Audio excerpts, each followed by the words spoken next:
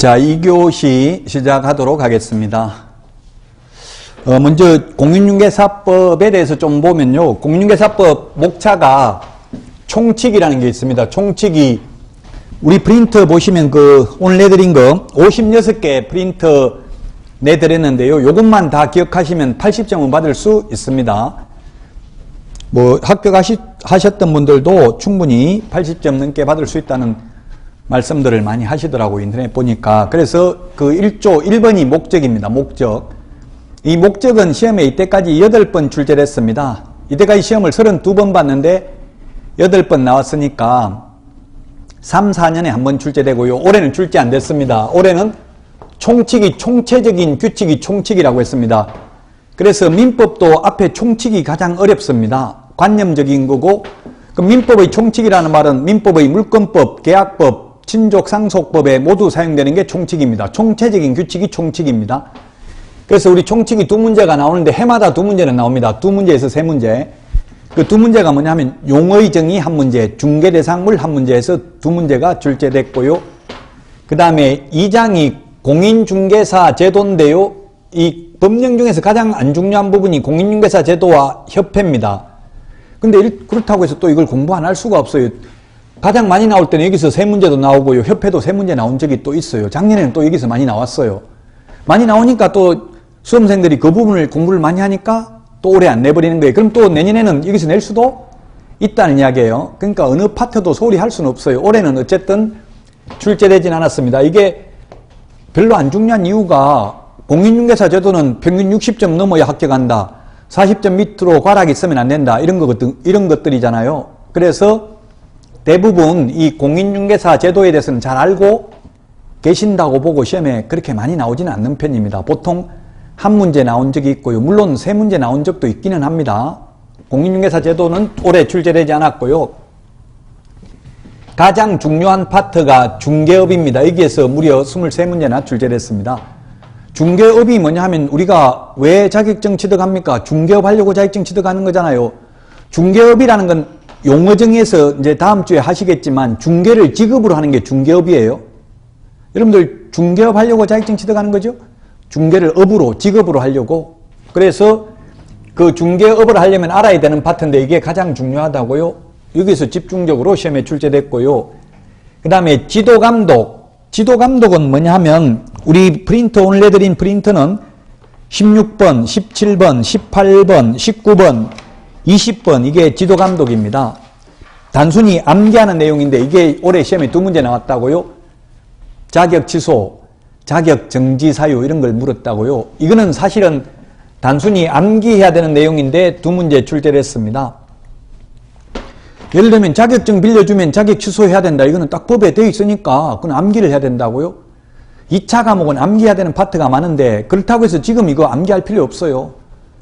수업만 들으면 여러분들이 자동적으로 다 80점 이상 나온다고요. 그래서 너무 서두르지 마시고 시간 나면 1차 위주로 하시고 2차만 하시는 분들은 이제 공법이나 좀 분량이 많은 과목 이런 거 위주로 하시고요. 공인중개사법은 제 수업만 계속 들으면 80점 나옵니다. 지금 암기할 필요 없습니다. 절대로. 지도감독, 그래서 자격 취소, 자격 정지, 등록 취소, 업무 정지, 거래정보사업자 지정 취소 이런 게 지도감독입니다. 감독관청에서 나와가지고 업무 정지하고 하잖아요. 업무 못하게. 그게 지도감독이라고요. 이제 나쁜 짓 하면 업무 못하게 업무 정지시키는 거 이런 게 지도감독이다. 그 다음에 협회인데 협회도 올해는 시험에 나오지 않았습니다. 가장 많이 나올 때는 3문제 나온 적도 있다고요. 그러면 이 협회가 왜 안 중요하냐면 1999년 김대중 정부 때 7월 1일부터는 개업공개사가 협회에 가입해도 되고 안 해도 되고 자유입니다. 옛날에는 무조건 의무적으로 가입해야만 했습니다. 자격을 취득하면. 근데 지금은 협회에 가입해도 되고 안 해도 된다. 그래서 협회 몰라도 중개업할 수 있다는 이야기입니다. 그래서 시험에 그렇게 중요한 파트는 아닙니다.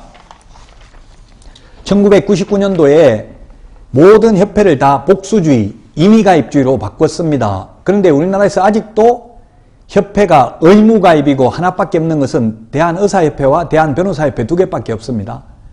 그래서 파워가 막강하죠. 그 협회는 무조건 가입해야 되니까. 근데 우리는 뭐 의사들은 진료하지 말자 이렇게 단합을 하면 거의 다 뭐 진료 안 하는 경우가 많아요. 근데 우리 협회는 데모하자고 모이면 몇백 명도 안 모여요. 11만 명 중에서 데모하자고 모여봐야 1000명도 안 모인다고요. 그만큼 단합이 안 돼요. 왜? 협회가 두 개가 있고 또 가입해도 되고 안 해도 되니까 그렇다는 이야기입니다. 어쨌든 공인중개사 협회를 말하는 거고요. 보칙이라는 것은 뭐냐면 보충적 규칙입니다. 보충적 규칙. 업무 위탁 이런 게 보칙이 되겠는데 올해는 출제되지 않았습니다. 보통은 한 문제 정도 나오는데 올해는 출제되지 않았다. 그 다음에 벌칙. 벌칙은 우리 프린트 내드린 거 21번, 22번, 23번, 26번 이런 게 벌칙입니다.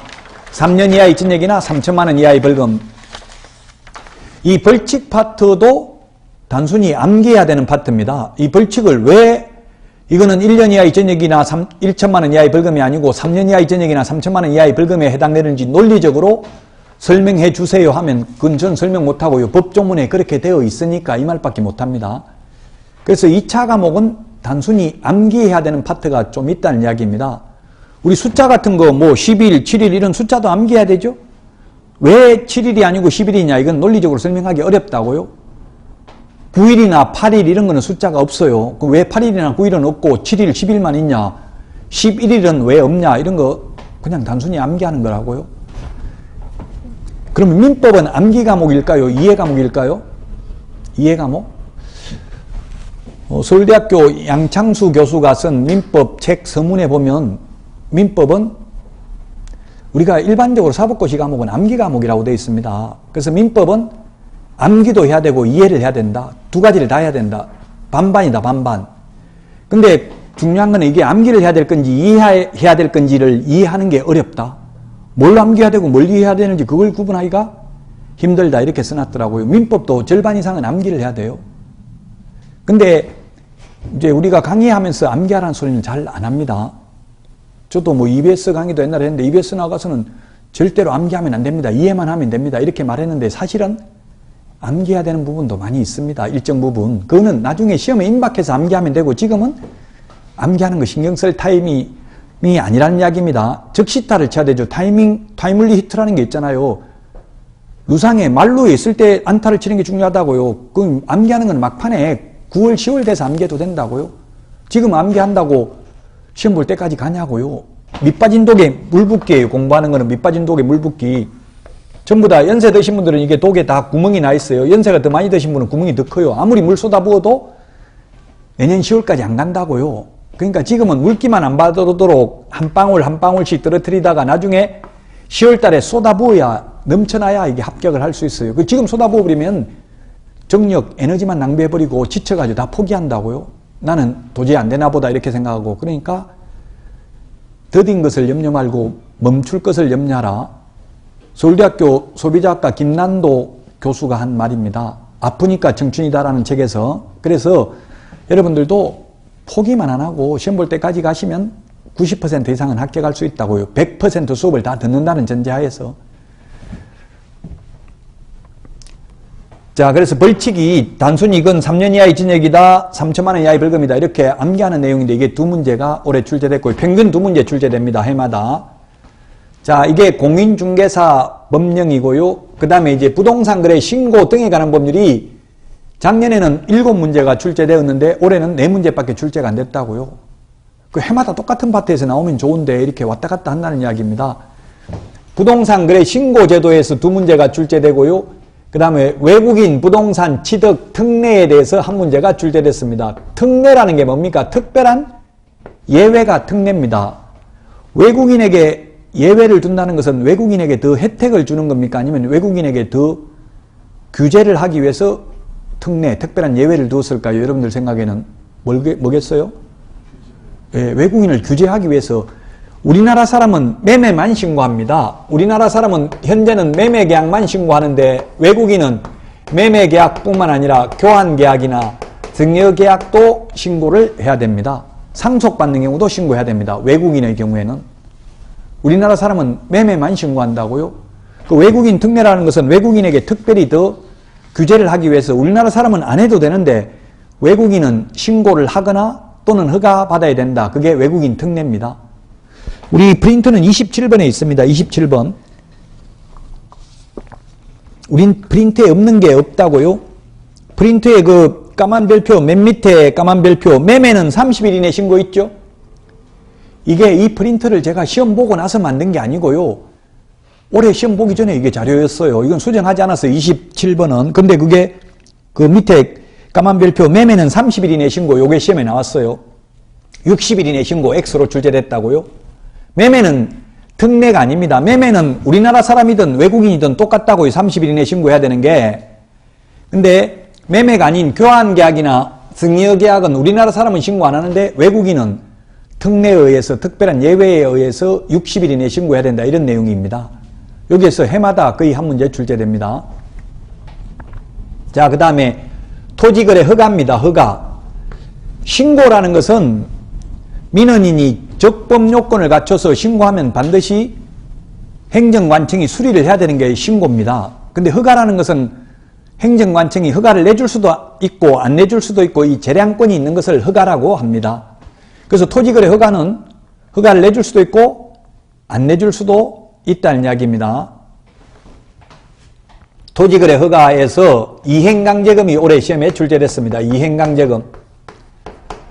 이행강제금이라는 게 뭐냐면 허가를 받았으면 허가받은 목적으로 의무기간 동안 사용을 해야 됩니다. 우리 프린트에 다 있어요. 그 32번에 보면 32번에 동그라미 6번에 보면 32번 프린터, 이게 올해 시험에 32번도 출제됐다는 이야기입니다. 그 의무기간이 있죠. 농업, 축산업, 임업, 어업, 대토, 주거용, 복리시설, 편익시설은 2년, 사업용 토지는 4년, 민간임대주택 사업토지 현상보존은 5년 동안 허가받은 목적으로 사용을 해야 됩니다. 그럼 실제 거주하겠다 하고 허가받았으면 2년간은 거주해야 된다고요? 근데 만약에 허가받은 목적으로 의무기간 동안 거주를 안 하면 이행명령을 합니다. 허가받은 목적대로 이용하라고. 이행명령을 했는데도 불구하고 3개월 이내 기간을 정해서 이행명령을 했는데도 이행을 안 하면 이행강제금을 부과합니다. 이행강제금을. 이행강제금을 부과하니까 이행을 했다면 새로운 이행강제금 부과는 즉시 중지하되 이미 부과된 이행강제금은 징수해야 된다. 이런 게 올해 시험에 출제됐다고요. 토지거래 허가제도에서 한 문제 시험에 출제됐고요. 자, 그 다음에 이제 실무입니다. 실무는 7문제밖에 안 나왔는데 실제로는 거의 5문제입니다. 엄밀히 따지면 2문제는 법령하고 중복되는 부분입니다. 2문제가 뭐냐면 전속중개계약서와 일반중개계약서 기재사항 차이점을 물었고요. 또 하나는 확인설명서 서식에 공통적으로 기재되는 사항을 물었습니다. 그 확인설명서는 법령에도 있잖아요. 그래서 법령인지 실무인지 구분하기가 애매하고요. 순수한 실무는 5문제밖에 안 나왔어요. 그러면 실무가 적게 나온다는 것은 그만큼 고득점하기가 쉽다는 이야기예요. 실무는 아무 과목이나 내버리면 그게 실무가 되거든요. 우리가 다른 과목을 배우는 이유는 실무하려고 배우는 거잖아요. 다른 과목을 공부하는 이유가. 그래서 실무는 전 과목이 다 들어갈 수가 있는데 중개실무에 반드시 시험에 출제되는 게 뭐가 있느냐 하면 주택임대차보호법, 줄여서 그냥 주임법이라고 하겠습니다. 우리 중개실무에서 가장 중요하고요. 민사특별법, 민법에서도 반드시 한 문제 나온다고요. 주택임대차보호법. 제가 한 7, 8년 정도 중개업을 운영해봤는데 빅데이터 동안 하는 걸 전부 다 계산해보니까 한 달에 한 10건 정도는 했더라고요. 그 10건 한 중에서 매매는 한두 건밖에 없어요. 나머지는 전월세예요. 전부 다. 만약 매매만 10건 한 달에 10건씩 계속 한다면 돈 벌겠죠? 돈 벌겠죠? 서울에서 가령 10억짜리 매매만 10건 한다고 하면 법정 보수는 0.9%고 900만 원씩 양쪽에 다 받으면 1,800만 원 한 건 하면 10건 하면 1억 8천만 원이잖아요. 예를 들면 극단적으로 예를 들면 그럼 금방 부자 되겠죠. 한 달에 1억 8천씩 벌면. 근데 실제로는 거의 대부분이 전월세, 월세 같은 게 많고요. 매매는 한두 건, 많아봐야 한 3건 이 정도밖에 안 돼요. 한 달에. 그래서 가장 많이 일어나는 게, 현업에서 가장 많이 일어나는 게 주택임대차가 가장 많다고요. 주택임대차나 또는 월세 같은 거 이런 게 많아요. 지금 월세는 전국적으로 비슷해요. 서울도 강남에도 월세 한 60만 원 정도밖에 안 해요. 근데 시골에 가도 월세 한 2, 30만 원은 해요. 웬만한 데는. 그래서 월세는 큰 차이가 없다는 이야기입니다. 전국적으로. 전세나 매매에 비해서 그렇다는 이야기입니다. 상대적으로. 자, 주택임대차보호법 시험에 반드시 한 문제 나오고요. 그 다음에 상가 건물임대차보호법 반드시 시험에 한 문제 나오는데요. 또 이게 소위 임대차 3법이라고 해가지고 이게 바뀌었잖아요. 많이. 주택임대차보호법. 이 프린트에 다 있습니다. 조금 이따 프린트 다시 보기로 하고요. 여기서 한 문제씩 반드시 출제되고요. 그 다음에 경매에 대해서 한 문제 출제됩니다. 왜 경매에 대해서 출제되냐면 매수 신청 대리를 할 수 있습니다. 매수 신청 대리. 여기에 대해서도 한 문제 나옵니다. 또 작년에는 매수 신청 대리에 대해서 출제 안 됐었거든요. 근데 올해 출제됐습니다.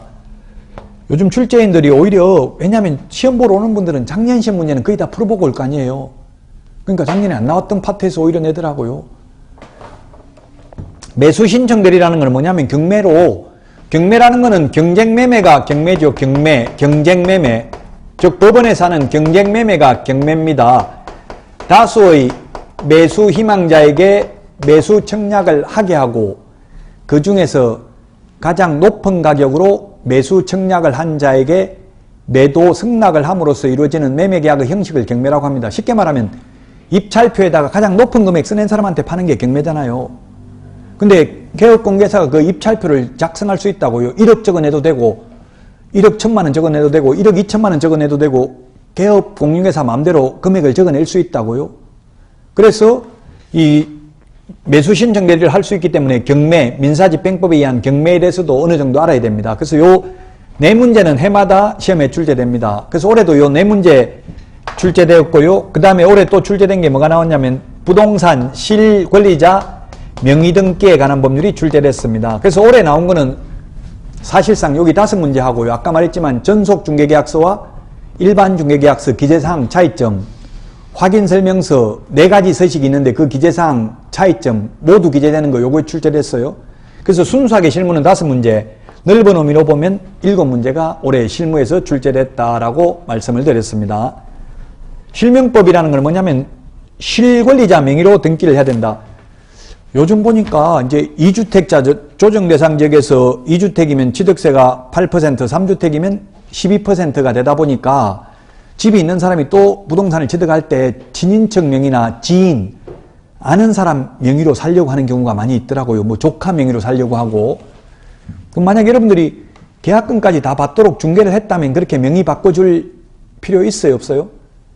가급적이면 안 하는 게 좋겠죠. 그거 잘못해줬다가는 그것 때문에 나중에 분란이 생길 가능성이 있어요.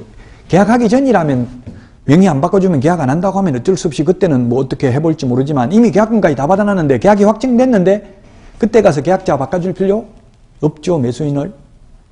어쨌든 이거 나무 이름으로 등기하게 되면은 징역 벌금 받는다고요. 또 개업공개사가 이를 방조하면 형법에 의해서 방조죄로 처벌받을 수도 있어요. 그러니까 가급적이면 모르는 게 좋고요. 알면서 방조하기는, 방조는 가급적이면 안 하는 게 좋다는 이야기예요. 나무 이름으로 등기하게 되면 명신탁자, 명의를 맡긴 사람은 5년 이하의 징역이나 2억 원 이하의 벌금, 수탁자, 명의를 받는 사람, 받을 숫자잖아요. 명의를 받는 수탁자는 3년 이하의 징역이나 1억 원 이하의 벌금에 처합니다. 그래서 이런 법이 올해 출제됐습니다. 이거 외에도 이제 출제되는 게 실무에서 장사 등에 관한 법률, 그 다음에 분묘기지권이라는 게 있습니다. 분묘기지권. 분묘기지권하고 법정지상권은 민법에, 물권법에도 출제될 수가 있습니다. 물권은 물권 법률주의이기 때문에 법률 또는 관습법에 의하지 않냐고는 임의로 창설할 수 없죠. 관습법상 인정되는 게 분묘기지권입니다. 즉 20년 이상 오래된 분묘들은 나무산에 분묘를 설치했다 하더라도 강제로 이장시킬 수가 없다는 이야기입니다. 땅 주인이 20년 넘으면 분묘기지권을 시효 취득하게 됩니다. 이게 있고요. 또 장사 등에 관한 법률은 뭐냐면 이게 2001년 1월 13일 이후에 사망하신 분들은 이제 분묘기지권이 인정되지 않습니다. 옛날에 설치한 묘만 20년 넘으면 묘 이장 안 해도 되지만 2001년 1월 13일 이후에 나무 산에다가 묘 설치했으면 분묘기지권 주장할 수 없다고요. 이제는 전국토가 묘지화 되는 것을 방지하기 위해서 이런 법을 만들었죠. 그래서 장사 등에 관한 법률과 분묘기지권이 있고요. 그 다음에 농지법. 농지법은 공법에도 나올 수 있는데 이게 주택임대차보호법, 상가금융임대차보호법은 민법에도 나오고 우리 시험에도 나온다고요. 중개실무에도. 마찬가지 농지법의 농지취득자격증명제도 이게 우리 중개실무에도 나오고 공법에도 출제될 수 있습니다. 이게 농지법이 또 올해 바뀌었습니다. 올해 8월 달에 농지법이 바뀌었는데요. 왜냐하면 이제 60세 이상인 자가 옛날에는 농사를 더 이상 짓지 않는 경우에만 위탁 경영이 가능했어요. 다른 사람한테 농사 지으라고 할 수 있었어요. 근데 지금은 직접 농사 지으면서도 60세 이상으로서 5년 이상 농사 짓던 사람은 다른 사람에게 위탁 경영이 가능하도록 바뀌었습니다. 그 다음에 임신 중이거나 출산 후 6개월 미만인 경우에도 농사 짓지 않고 다른 사람한테 농사 지으라고 맡길 수 있다. 이런 것들이 바뀌었다고요. 올해. 농지법, 그 다음에 법정지상권 이런 부분. 법정지상권, 이건 민법에 나오는 이야기인데 법률의 규정에 의해서 땅 위를 사용할 수 있는 권리가 법정지상권입니다. 그 다음에 부동산 등기 특별조치법.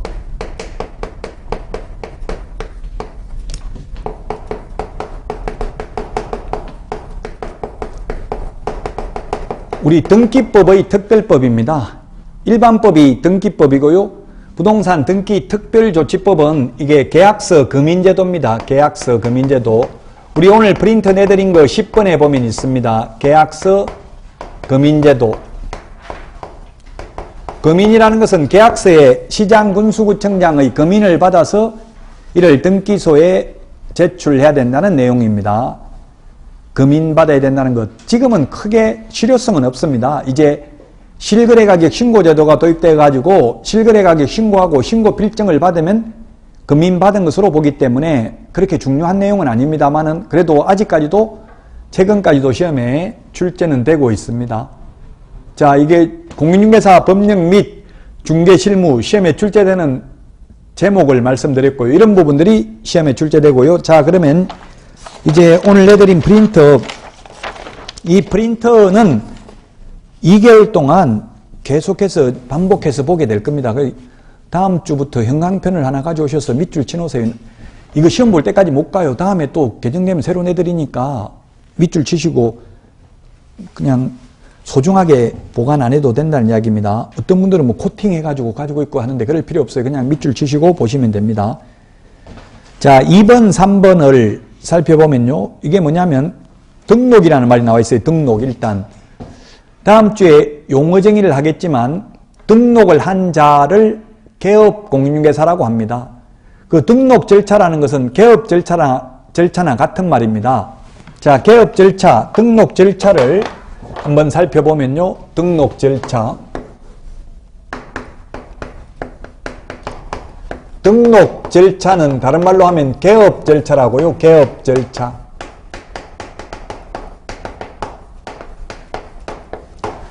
여러분들이 자격을 시도지사한테 자격을 취득합니다. 자격 취득은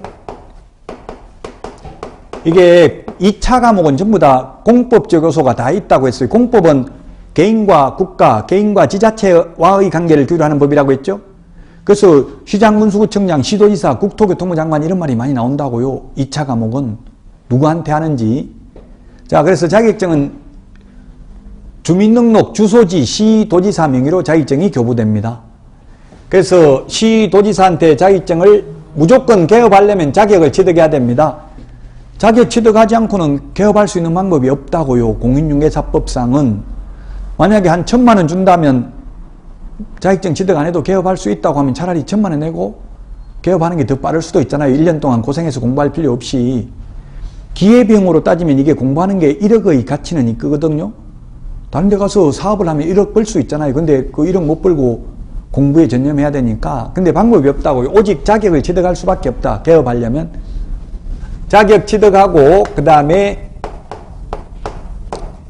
또 실무 교육이라는 것을 받아야 됩니다. 개업하기 전 1년 이내에 시 도지사가 실시하는 교육을 받아야 된다. 우리 프린터는 53번 프린터 보시면 프린터 53번에 보시면 교육제도가 53번에 그 교육제도가 5개가 있죠. 올해도 시험에 출제됐고요. 이 교육제도 5개는 시험에 반드시 출제됩니다. 그래서 실무교육이라는 걸 받아야 된다. 개업하기 전에. 이 교육의 유효기간은 1년입니다. 1년. 그래서 실무교육 받고 1년 안에 개업을 안 하거나 1년 안에 취직 안 하면 다시 교육받아야 됩니다. 그래서 여러분들이 개업하거나 취직할 생각이 없으면 미리 받아 놓을 필요는 없죠. 1년 지나면 또 받아야 되니까 1년 지나도 개업하거나 취직을 못하면 그 다음에 사무소를 확보해야 됩니다. 우리 집 아파트에 방 비어있는 있는 거 하나 있는데 개업해도 됩니까? 그냥 아파트에서 개업해놓고 인터넷으로 중개만 하려고 하는데요. 이런 질문 하시는 분도 계시는데 가능해요? 불가능해요? 불가능합니다. 반드시 인허가를 받아야 되는 것들은 사무소가 있어야 됩니다. 물론 저도 지금 사업자 등록이 되어 있는데 저는 학원 강사하겠다고 사업자 등록 냈어요. 그 지금 아파트에 해놨어요. 집에도 되더라고요. 그냥 학원 강사하겠다니까. 학원 강사하고 그냥 컨설팅 하겠다. 집으로 한 명 오라고 해서 컨설팅 해줄 수도 있는 거잖아요. 그래서 저 같은 경우는 집에 사업자 등록을 하긴 했는데 중개사무소는 집에서 못합니다. 반드시 건축물 대장에 기재되어 있는 사무소여야 되고요. 바닥면적 30제곱미터 미만이면 1종 근린생활시설, 바닥면적 30제곱미터 이상은 2종 근린생활시설, 500제곱미터 이상은 업무시설, 1000제곱미터 이상은 판매시설에서만 중개사무소가 가능합니다.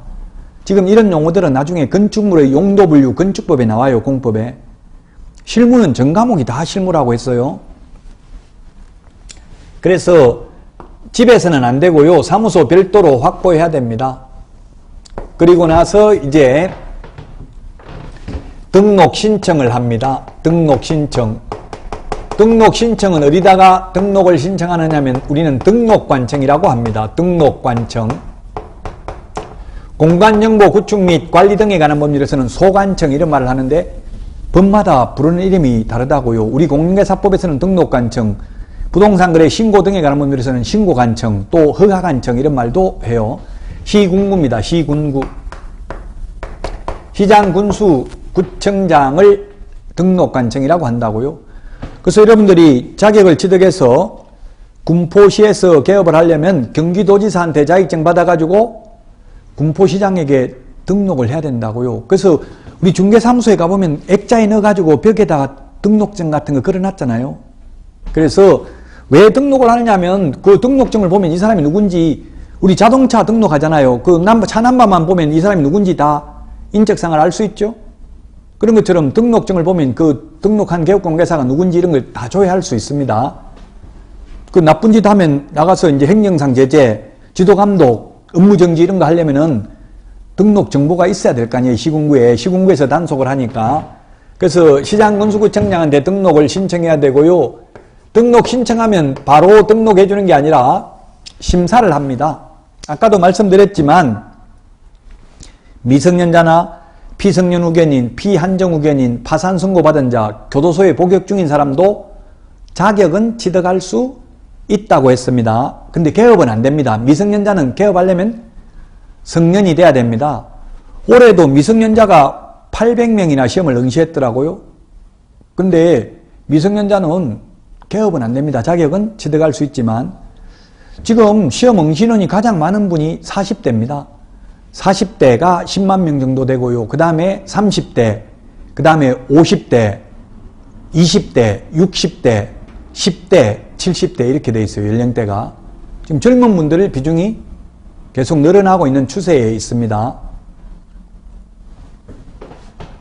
자, 그래서 무조건 등록해 주는 게 아니라 7일 동안 심사한다고요. 교도소 갔다 온 지 3년 지났는지, 파산 선고 받았는지 이런 걸 확인한다고요.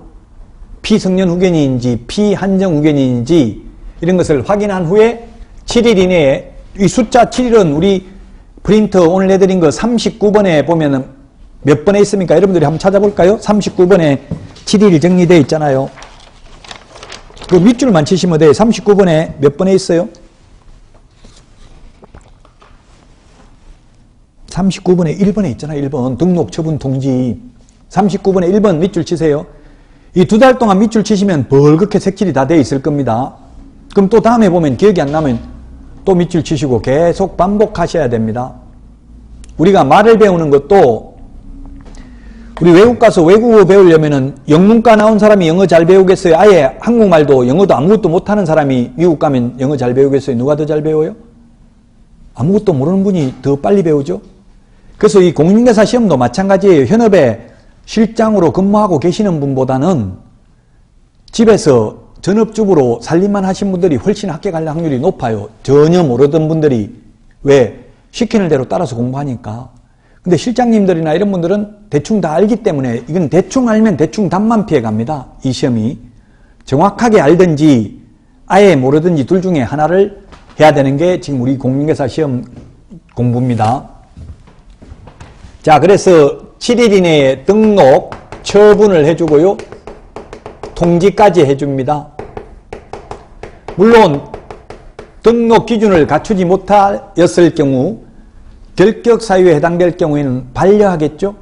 예, 등록을 해줄 수 없습니다. 반려할 것이고요. 등록 요건이 맞으면 7일 이내에 등록, 처분, 통지를 해주고요. 제가 등록을 해보니까 보통 7일 이내니까 한 5일 정도 되면 등록 통지서가 오더라고요. 문서로 해줍니다. 문서로. 편지 와요. 등록, 처분, 통지를 해주고요. 그러면 등록 통지를 받으면은 등록증을 교부받아야 되고요. 등록증을 교부받고 나면은 업무를 개시할 수 있습니다. 등록, 처분, 통지를 받은 날로부터 업무 개시는 3개월 이내에 해야 되고요. 그 다음에 손해배상을 보장하기 위한 보정 설정 여부를 확인해야 됩니다.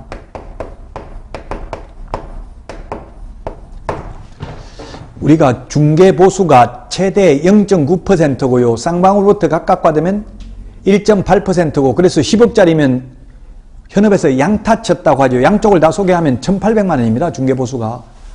그래서 의뢰인들은 교육공개사 달랑 계약서 하나만 적고 뭐 이렇게 수수료 많이 받냐 이렇게 이야기를 해요. 물론 수수료를 지금은 중개보수로 바꿨어요. 용어를. 수수료라고 하면 장사꾼 같은 느낌이 드는데 보수라고 하면 전문 직업인 같은 느낌이 들잖아요. 변호사 보수라고 하지 변호사 수수료 이런 말 안 하잖아요. 그래서 우리도 스스로 품격을 높여야 됩니다. 앞으로 수수료, 중개업자 이런 말 쓰지 마십시오. 업자, 사채업자, 청부사례업자, 부정적 의미잖아요.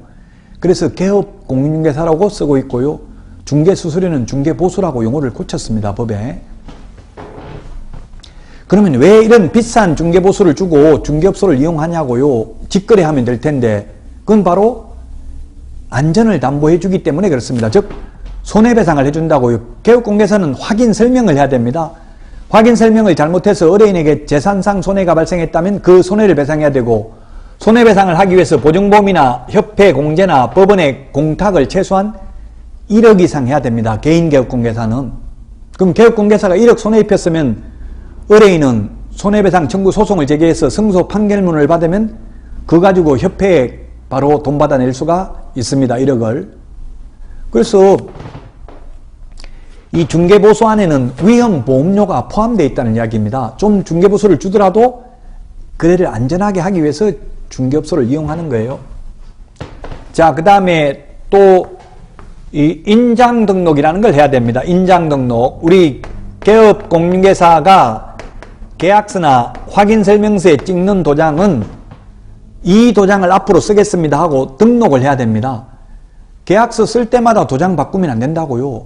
한번 정한 도장을 꼭 써야 됩니다. 그걸 안 쓰면 업무정지 사유입니다.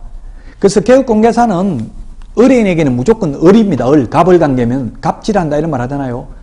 의뢰인하고는 싸우면 절대 안 됩니다. 무조건 개업공개사가 을이기 때문에 질 수밖에 없어요.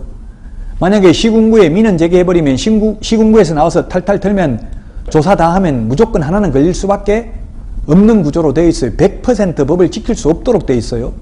그러니까 의뢰인하고는 절대로 싸움하면 안 됩니다. 그렇다고 무조건 다 들어줄 수는 없지만 최대한 싸우지 않도록 노력해야 됩니다.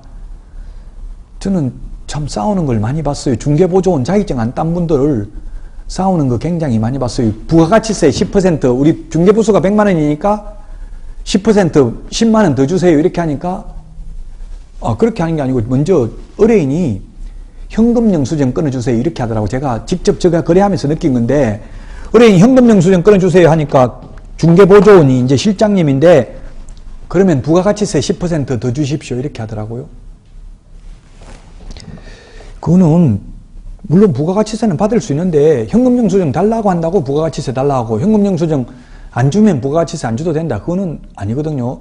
현금 영수증은 무조건 현금을 10만 원 이상 받으면 부가가치세법, 법인세법, 소득세법에 의해서 10만 원 이상 현금 받으면 현금 영수증은 의무적으로 교부를 해야 돼요.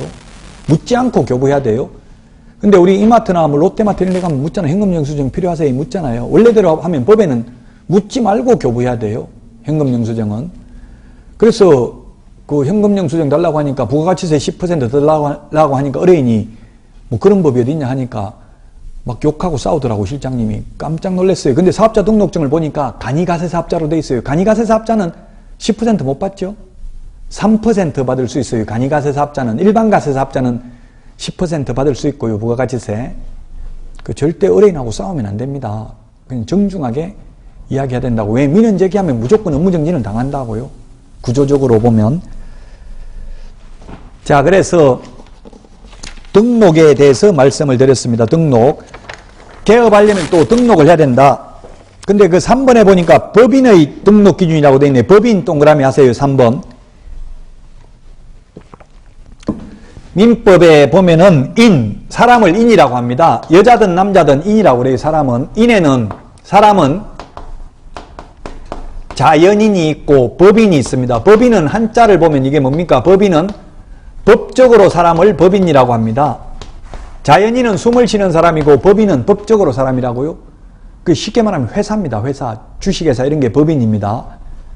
그 회사, 법인은 3번에 법인의 등록 기준 이렇게 적어놨는데요. 법인은 더 등록 기준을 개인보다 까다롭게 했을까요? 더 안 까다롭게 했을까요? 여러분들 생각은 어때요? 법인인 경우. 회사는 더 일반 개인보다 더 규제를 강화한다, 더 완화시켜준다. 뭘까요? 답은? 예, 규제를 더 강화합니다. 왜 강화하냐면은 골목상권을 보호하기 위해서 영세한 개인개업 공개사를 보호하기 위해서 법인에게는 특별히 규제를 합니다. 대표적인 규제가 뭐냐면 그 동그라미 2번 14조 업무만을 영위할 목적으로 설립할 것 이렇게 되어 있죠. 그 14조 업무가 올해도 출제됐는데요. 24번에 있습니다. 우리 프린트 24번.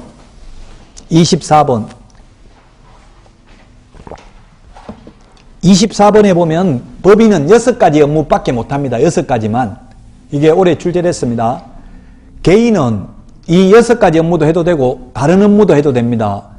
개인인 경우에는 옆에 식당을 하면서 중개업해도 됩니다. 근데 법인은 식당 하면서 중개업 못합니다. 개인은 이삿짐 센터를 직접 운영해도 됩니다. 근데 법인은 이삿짐 센터 운영은 안 됩니다. 소개만 가능합니다. 왜? 골목상권 보호하려고. 아니면 외국 법인이 들어와가지고 이삿짐 센터도 직접 운영하고 도배업체도 직접 운영하고 임대업도 하고 이렇게 해버리면 문어발식으로 경영을 하게 되면 개인 중개업소는 살아남기 어렵겠죠? 대형화되면. 그래서 법인을 규제한다고요. 외국 대형 법인의 우리나라 진출을 막기 위한 조치입니다. 이 법인의 등록 기준을 두고 있는 이유는 자 4번 분사무소까지만 간략하게 말씀드리고 쉬었다가 하도록 하겠습니다. 분사무소라는 게 뭐냐면 나눌 분자인데요. 이게 일반 회사는 지사, 은행 같으면 지점 이렇게 하잖아요. 지사, 지점을 우리는 본점, 지점, 본사, 지사 이런 말 하잖아요. 그래서 공인중개사법에서는 주된 사무소, 분사무소 이런 말을 합니다. 지사, 지점 개념입니다. 따라서 우리 시험에 출제되는데 분사무소는 개인개업공개사도 분사무소 설치할 수 있다. X로 출제됐습니다. 분사무소는 법인만 가능합니다. 법인만, 회사만. 개인은 분사무소 둘 수 없습니다. 지사, 지점을 둘 수 없다고요. 개인은. 법인만, 회사만 분사무소를 둘 수 있습니다. 근데 실제 우리나라에는 분사무소가 있는 대형 법인이 없습니다. 우리나라는 거의. 이름만 들으면 알 수 있는 법인이 없다고요? 일본만 가도 빅브라더가 있고요. 홍콩 대형 법인, 그 나라에서 가장 큰 회사가 중개법인이더라고요.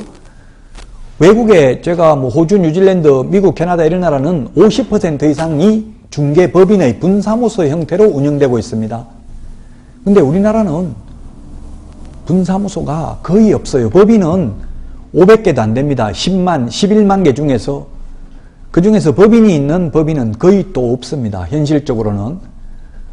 왜? 이렇게 규제를 하기 때문에 법인이 운영하기가 어렵다는 이야기입니다. 이런 우리나라 구조로는 잘못하면 직원 월급 주기도 어려운 거예요. 법인에게만 더 규제를 까다롭게 하기 때문에 그렇습니다. 자, 여기까지 하고 쉬었다가 조금만 더 말씀드리고 마치도록 하겠습니다. 예, 쉬었다가 하겠습니다.